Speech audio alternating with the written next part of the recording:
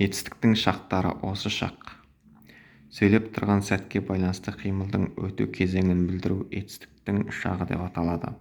Сөйлеп тұрған сәтпен байланысты қимылдың болу мезгілі үш түрлі болады. Соған сәйкес етістіктің шақтары да үш түрге бөлінеді.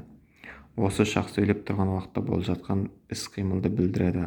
Оның екі түрі бар: ауыспалы осы шақ және нақ осы шақ.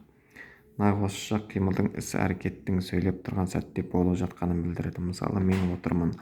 Нақ осы шақ етістіктің құрамына қарай жалаң және күрделі болып екіге бөлінеді.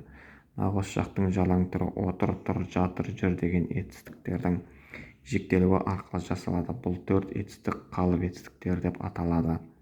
Қалып етістіктері үш жақта жіктік жалғаусыз жұмсалады. Екінші жақта жіктік есімдігімен тіркесіп, бұйрық мағынасын білдіреді.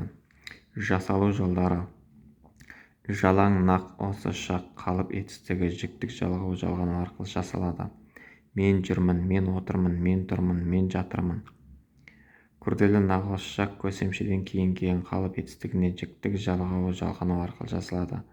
Мысалы, мен келіп жүрмін, мен келіп отырмын, мен келіп тұрмын, мен келе жатырмын.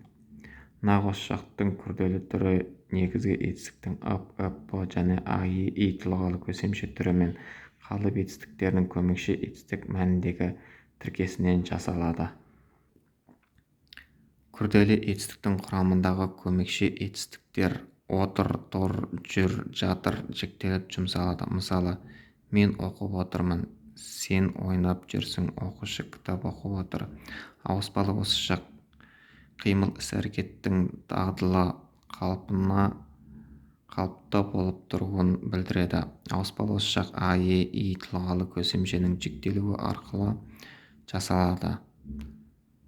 Мысалы, мен келемін, сен ойнайсың, ол барады, тағы басқа.